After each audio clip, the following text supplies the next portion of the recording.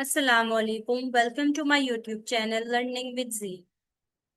आज मैं आपके साथ शेयर करने जा रही हूँ molecular biology course MB 502T की असाइनमेंट। ये पहली असाइनमेंट है और ये आज ही आपके पास आई है। और इसकी जो सबमिट करवाने की ड्यू डेट है वो है 29 अगस्त 2026। यानी अभी आप लोगों के पास 4-5 दिन हैं इसको सबमिट करवाने के लिए।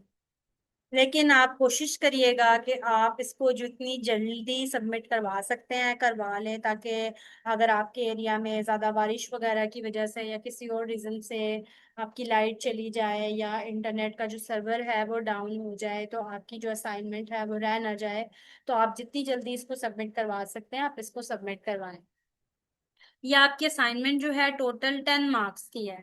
अब नीचे कुछ इसकी गाइडलाइंस दी हुई हैं। सबसे पहले तो ये बात उन्होंने आपको बताई है कि ये इनलाइन असाइनमेंट है। ये इनलाइन असाइनमेंट का क्या मतलब है कि जैसे आप नॉर्मली असाइनमेंट बनाते थे कि वर्ड के डॉक्यूमेंट में आपने बनाई और वो डॉक्यूमेंट आपने अपलोड कर दिया, ये इस तरह से नहीं होगा। बल्कि जब आप अपने LMS का पोर्टल खोलेंगे तो वहां पे जब आप इसमें सबमिट आपने करवाना है तो वहां पर उनका एक अपना बिल्ट इन वर्ड है। वहां पर आपने जाके इसको खुद टाइप करना है। आप वर्ड की फाइल वहां पे पेस्ट नहीं कर सकते और वहां पर आप कॉपी पेस्ट भी नहीं कर सकते, और आप इसको अपने मोबाइल के थ्रू भी अपलोड कर सकते हैं। तो ये बात आपने ज़हन में रखनी है कि ये आपने LMS के बिल्ट इन वर्ड पर जाकर खुद टाइप करनी है। ये कुछ नीचे उन्होंने आपको गाइडलाइन दी हुई है कि आपने जो आंसर्स लिखने हैं उनके अंदर कोई एक्स्ट्रा डिटेल नहीं होनी चाहिए। दूसरा उन्होंने आपको बताया है कि 5 मार्क्स का क्वेश्चन है। लेकिन अगर आप देखें तो ये असाइनमेंट में सिर्फ एक ही क्वेश्चन है और वो 10 मार्क्स का है। तो ये थोड़ा सा इसके अंदर एरर है, तो इसको आप इग्नोर करें। बेसिकली आप ये क्वेश्चन देखें, एक क्वेश्चन है और उस क्वेश्चन के आगे 5 सब पार्ट्स हैं, तो हर एक पार्ट जो है वो आइडियली 2 मार्क्स का है। तो आपने इतना आंसर एटलीस्ट देना है जो 2 मार्क्स का हो। बहुत छोटा भी ना हो, लेकिन उन्होंने कहा है कि आपने एक्स्ट्रा डिटेल जो है वो अवॉइड करनी है। तो आपका कंसाइज आंसर होना चाहिए और उसके अंदर कंप्लीट इसकी इंफॉर्मेशन जो उन्होंने कहा है कि इसका फंक्शन प्रोकैरियोट और यूकैरियोट में क्या है वो आपका दिया होना चाहिए। उन्होंने कहा आपने मतलब इररेलेवेंट डिटेल नहीं देनी और ये आपने असाइनमेंट किसी से कॉपी नहीं करनी। अभी जो असाइनमेंट मैं आप लोगों के साथ यहाँ पर सॉल्यूशन शेयर करने वाली हूँ, ये भी आप लोग जहन में रखें। या सिर्फ आप लोगों को समझाने के लिए, आपकी हेल्प की गर्ज से आपने यहाँ से कॉपी पेस्ट नहीं करना। अगर आप यहाँ से कॉपी पेस्ट करके अपनी असाइनमेंट बनाएंगे तो आपको 0 मार्क्स मिलेंगे। तो बी केयरफुल, आप यहाँ से हेल्प लें, आप देखें कि कैसे आंसर आपने देना है, लेकिन आपने इसको रिफ्रेश करके अपनी वर्डिंग में करके खुद लिखना है, कॉपी पेस्ट नहीं करना।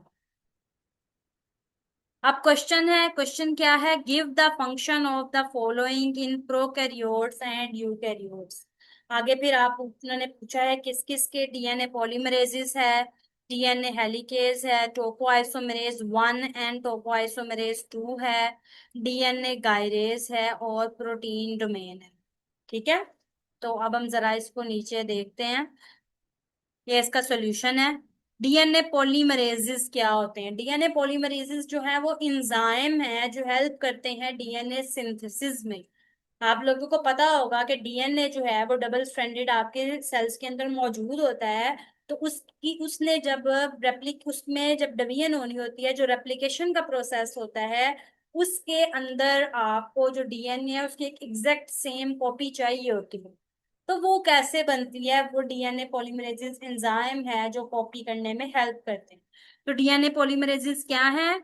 ये इंजाइम है जो कि रिस्पॉन्सिबल है synthesises new DNA strand during replication. Prokaryotes के अंदर जो मेन एंजाइम है वो DNA पॉलीमरेज 3 है जो रेप्लिकेशन में इन्वॉल्व है। और भी DNA पॉलीमरेसिस है लेकिन रेप्लिकेशन में मेनली DNA पॉलीमरेज 3 इन्वॉल्व है। और यूकैरियोट्स जो है उनके अंदर भी 5-6 टाइप्स के DNA पॉलीमरेसिस है, लेकिन जो 3 मेन टाइप्स हैं, अल्फा, गैमा और डेल्टा, ये इन्वॉल्व होते हैं न्यूक्लियर DNA रेप्लिकेशन के अंदर से। माइटोकॉन्ड्रियल DNA रेप्लिकेशन भी होती है पर उसमें ये इन्वॉल्व नहीं होते। और जो बाकी DNA पॉलीमरेजेस हैं, जैसे पॉलीमरेज 1 है और पॉलीमरेज 2 है, और यहाँ पे आप देख रहे हैं कि बीटा यहाँ पे मौजूद नहीं है। ठीक है, तो गैमा यहाँ पर मौजूद नहीं है, तो वो जो है आपके पास पॉलीमरेजेस, वो प्रूफ रीडिंग में और डीएनए रिपेयर सिस्टम में इन्वॉल्व होते हैं। जैसे यहाँ पे मैंने आपको बताया कि some polymerases are proof also proof read and repair DNA. जो सेकंड आपके पास पार्ट है वो है डीएनए हेलिकेज। हेलिकेज नाम से ही आपको पता लग रहा है, डीएनए का जो डबल स्ट्रैंडेड स्ट्रक्चर होता है उसको हेलिकल स्ट्रक्चर कहते हैं। तो हेलिकेज क्या है, जो हेलिक्स को ब्रेक करेगा, यानी जो डीएनए का हेलिकल स्ट्रक्चर है उसको ओपन अप करेगा जो एंजाइम, उसको डीएनए हेलिकेज कहते हैं। तो डीएनए हेलिकेज का मेन काम क्या है, unwind the DNA double helix. उसको अनवाइंड करेगा, यानी वो जैसे आपने चुटिया की होती है बालों की लड़कियों ने, तो जब आप अगर उसको दूसरी डायरेक्शन में घुमा के खोलना चाहें तो वो अनवाइंडिंग है। तो अनवाइंडिंग क्या करेगी, उन स्ट्रैंड्स को सेपरेट कर देगी। अब जब वो सेपरेट होंगे तो जो डीएनए रेप्लिकेशन है, जो डीएनए पॉलीमरेज ने ऊपर बाइंड करके करनी है, वो उसमें उसको फैसिलिटेशन मिलेगी। तो इस तरह जो डीएनए हेलिकेज है वो क्या करता है, अनवाइंड करता है डीएनए डबल हेलिक्स को, और दोनों जो स्ट्रैंड है उनको सेपरेट कर देता है ताकि वो इजीली कॉपी हो सके। प्रोकैरियोट्स का जो मेन डीएनए हेलिकेज है वो डीएनए बी है, और यूकैरियोट्स का जो है वो एमसीएम बेस्ड सीएमजी हेलिकेज है जो ये फंक्शन परफॉर्म करता है। और ये उसको अनवाइंड करने के लिए एनर्जी भी तो चाहिए होती है, तो वो एनर्जी किस फॉर्म में लेता है, एटीपी की फॉर्म में। आगे टोपो आइसोमरेजिस 1 और 2 है। तो पहले आपने थोड़ा सा बताना है कि टोपो आइसोमरेज है क्या, फिर आप बताएंगे कि टोपो आइसोमरेज 1 क्या काम करता है, टोपो आइसोमरेज 2 का क्या काम करता है। जो टोपो आइसोमरेजिस हैं, अब आप लोगों को थोड़ा सा पहले बैकग्राउंड भी पता होना चाहिए। बेसिकली जब रेप्लिकेशन या ट्रांसक्रिप्शन होती है तो जो डीएनए की अनवाइंडिंग की वजह से उसके अंदर ट्विस्टिंग और सुपर कॉइलिंग हो जाती है, तो उससे टेंशन क्रिएट हो जाती है। जब वो बबल खुलता है तो वो बबल की वजह से वो इर्द गिर्द वाले जो हैं वो टेंस हो जाते हैं ना रीजन। तो वो जो टेंशन है उसको रिलीज करने के लिए जो एंजाइम इन्वॉल्व होते हैं वो टोपो आइसोमेरेसिस है। तो टोपो आइसोमेरेसिस क्या करते हैं, रिलीव करते हैं twisting and super coiling in DNA during replication and transcription. अब ये जो टोपो आइसोमेरेज 1 है, ये भी उन्होंने पूछा था, ये क्या करता है, 1 है ना, तो आप लोग इससे याद रख लें, जो 1 है वो एक डीएनए स्ट्रैंड में टेम्परेरीली ब्रेक करेगा, और जो टोपो आइसोमेरेज 2 है वो दोनों जो स्ट्रैंड है उनको इकट्ठा जो है वो ब्रेक करके फिर दोबारा से उनको रीसील करेगा। यानी इसने टेम्परेरीली ब्लॉक करना है, सिर्फ टेंशन को रिलीज करना है। जब टेंशन रिलीज हो जाएगी तो दोबारा से उनको सील कर देगा। इस तरह जो प्रॉपर डीएनए का स्ट्रक्चर है उसकी मेंटेनेंस में ये दोनों इन्वॉल्व होते हैं। प्रोकैरियोट्स के अंदर भी होते हैं टोपोआइसोमरेजेस। उसका जो टोपोआइसोमरेज 2 है ना, उसको बेसिकली डीएनए गायरेज कहा जाता है। ठीक है, तो फंक्शन उसका भी बिल्कुल ऐसा ही है। अगली जो आपकी डेफिनेशन है वो डीएनए गायरेज की है। तो डीएनए गायरेज क्या है, ये भी टोपोआइसोमरेज ही है। टोपोआइसोमरेज 2 है, और जो बैक्टीरिया के अंदर टोपोआइसोमरेज 2 होता है उसको डीएनए गायरेज कहा जाता है। यूकेरियोट्स वाले टोपोआइसोमरेज को नहीं कहा जाता। ठीक है, तो ये बात आपने याद रखनी है। जो डीएनए गायरेज क्या है, टाइप 2 टोपोआइसोमरेज है जो कि बैक्टीरिया के अंदर प्रेजेंट होता है। अब ये क्या काम करता है, जो सुपर कॉइलिंग होती है ना वो आमतौर पर होती है पॉजिटिव डायरेक्शन में, तो ये क्या करता है, उस पॉजिटिव को रिमूव करता है और नेगेटिव सुपर कॉइलिंग डालता है ताकि वो जो है वो उसकी ट्विस्टिंग और सुपर कॉइलिंग वाली टेंशन है वो रिलीज हो जाए। ये भी क्या यूज करता है, एनर्जी एटीपी की फॉर्म में, क्योंकि ये भी टोपोआइसोमरेज ये इस तरह से डीएनए की जो टोपोलॉजी है उसको मेंटेन करता है ताकि एफिशिएंट ट्रांसक्रिप्शन और रेप्लिकेशन है वो हो सके। आगे है प्रोटीन डोमेन। प्रोटीन डोमेन क्या है, आप लोगों ने, अगर आप लोगों को प्रोटीन का स्ट्रक्चर पता हो तो हर एक जो प्रोटीन होती है ना उसका एक प्रॉपर स्ट्रक्चर होता है, उसके अकॉर्डिंग उसका फंक्शन होता है।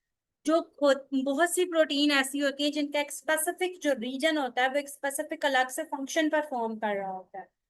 मतलब आप कह लें कि पूरी प्रोटीन उस फंक्शन के लिए नेसेसरी नहीं होती, एक स्पेसिफिक पार्ट है जो उसमें इन्वॉल्व होता है।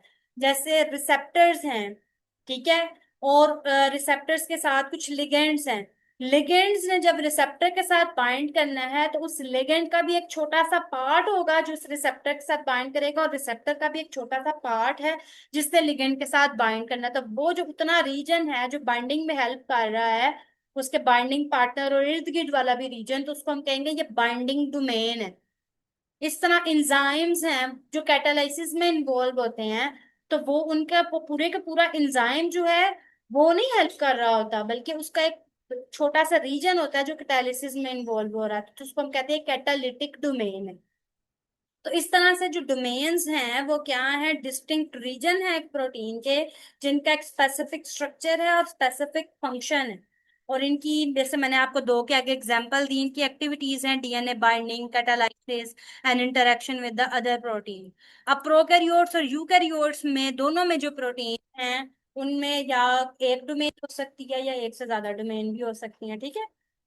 अगर, उम्मीद है आप लोगों को जो है वो मेरी वीडियो पसंद आई होगी। अगर आपको मेरी वीडियो पसंद आई है तो मेरे लेक्चर को आप लाइक करें, चैनल को सब्सक्राइब करें, और इस वीडियो को आप बहुत से लोगों के साथ शेयर करें ताकि वो भी इससे हेल्प लेके अपनी असाइनमेंट टाइम पर सबमिट करा सकें। Thank you so much for watching and Allah Hafiz.